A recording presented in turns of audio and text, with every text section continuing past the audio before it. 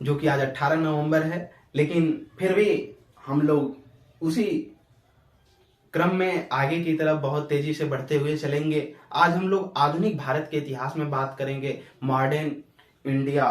ठीक, क्या मॉडर्न जो हिस्ट्री है उसके बारे में, आज आधुनिक भारत के इतिहास के बारे में बात करेंगे, जिसमें हम लोग 1707 से स्टार्ट करेंगे। हमने बताया था कि औरंगजेब की मृत्यु के बाद 1707 से आधुनिक भारत के इतिहास का प्रारंभ हो जाता है और ये चलेगा आजादी तक, 1947 तक। लेकिन मॉडर्न जो इंडिया है, आधुनिक भारत का जो इतिहास है, इसका जो समय है कब से, 1707 से लेकर के, क्या 1707 ईस्वी से लेकर के जो 1947 के बीच का समय है, इसके हम दो भागों में बांट करके पढ़ते हैं। कितने भागों में? हम दो पार्टों में बांट करके पढ़ते हैं।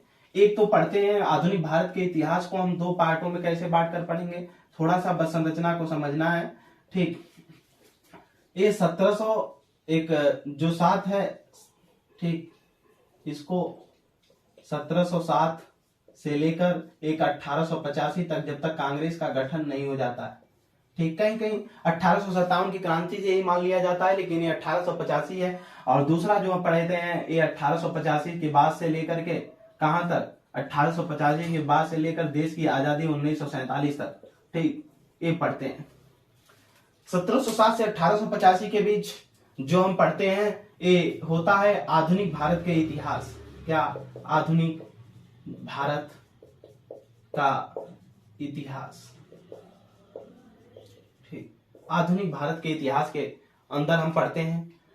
और 1885 के बाद ये जो पढ़ा जाता है, ये भारतीय स्वतंत्रता, ये भारतीय स्वतंत्रता आंदोलन, भारतीय स्वतंत्रता जो आंदोलन है, इसके बारे में अध्ययन करते हैं।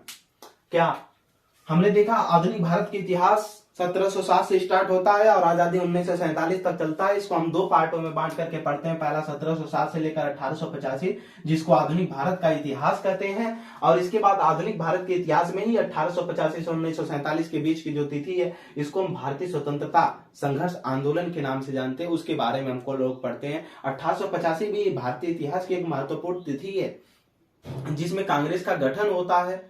ठीक, और कांग्रेस के गठन से ही ये लेकर के जो कांग्रेस पार्टी है, उसके गठन से ये दोनों बढ़ जाते हैं इतिहास। ठीक, तो हम यहाँ तक आधुनिक भारत के इतिहास में आज हम प्रवेश करेंगे, यानी 1707 ईस्वी से प्रवेश करेंगे, जहां औरंगजेब की मृत्यु हुई और उत्तरवर्ती मुगल सम्राट इसके बाद आए, जहां मुगल साम्राज्य एक पतन की तरफ बढ़ करके बहुत कमजोर हो चुका था। ठीक, तो चलिए आज हम लोग आधुनिक भारत के इतिहास में प्रवेश करते हैं और देखेंगे इसमें आधुनिक भारत के इतिहास के प्रवेश में क्या।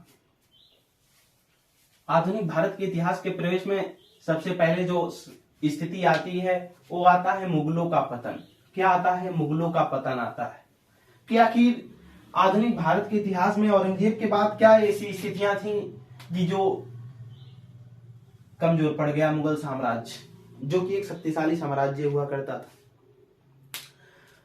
थोड़ा सा ध्यान देने योग्य यहां पर ये बातें हैं कि अकबर के बाद से जितने भी बादशाह हुए, चाहे वो जहांगीर हो, चाहे शाहजहां हो, चाहे औरंगजेब हो, आपने देखा होगा कि जहांगीर ज्यादा समय उसने विवाह शादी और एक तरफ से कह लीजिए तो अयासी प्रवृत्ति के होने के नाते ज्यादातर उसका जो झुकाव रहा राजपाट की तरफ का बहुत कम ध्यान गया और ज्यादातर शासन पद्धतियों पर उसने लगाम नहीं लगा पाया और बहुत कुछ वैसे उन्होंने अपने सीमाओं को विस्तृत करने के लिए भी बहुत ज्यादा अभियानों को अंजाम नहीं दिया जितना अकबर ने दिया था।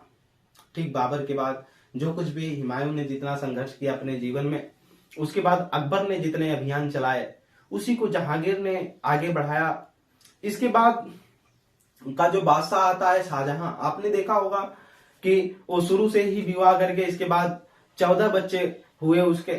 ठीक, विवाह करके और वो दूसरे ही तरफ अपने प्रेम लीला में मग्न रहा करता था। फिर इसके बाद उसने 22 साल गुजार दिए ताजमहल को बनाने में और तमाम तरीके के स्थापत्य कलाओं का निर्माण करवाने में, अपनी याद में, कभी कहीं बेटी की याद में, इन सारी चीजों में रह गया।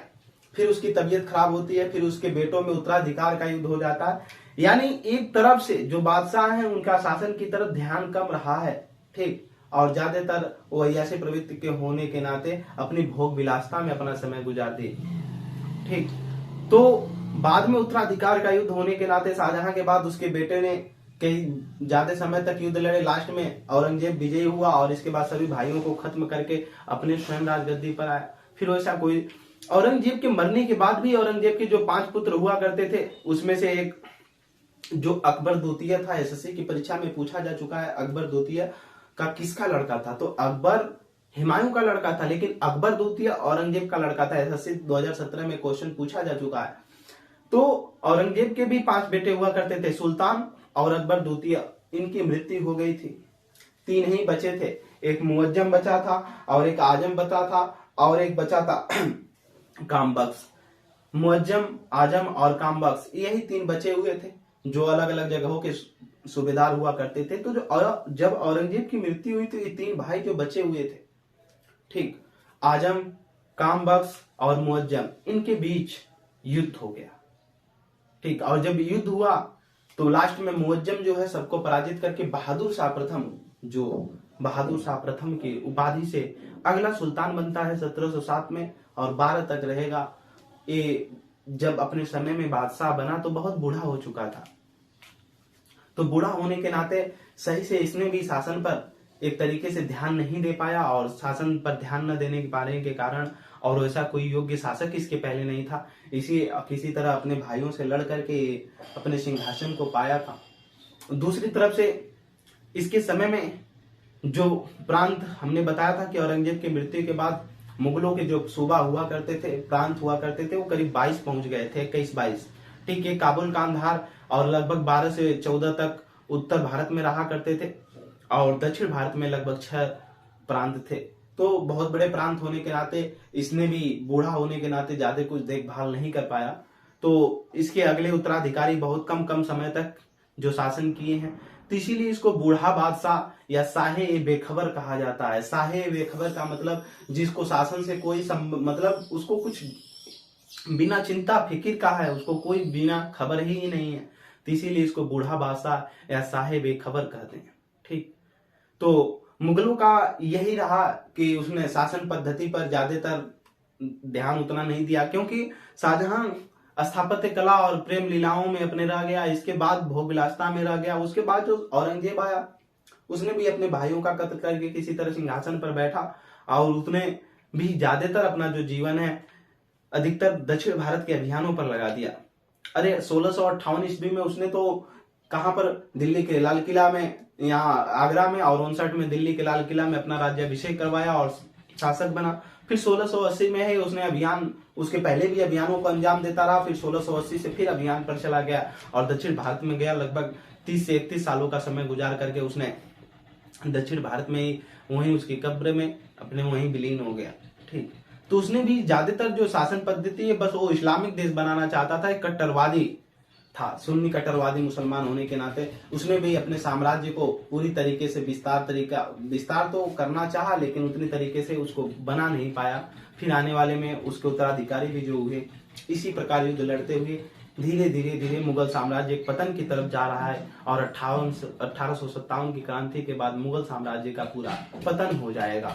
तो चलिए आज हम लोग उसी मुगल बादशाह के बारे में पढ़ेंगे, उत्तरवर्ती मुगल सम्राट इसको बोलते हैं। इसके पहले जो हम लोग पढ़े थे उसको पहले मुगल काल में उसको 5 मुख्य हैं, कौन?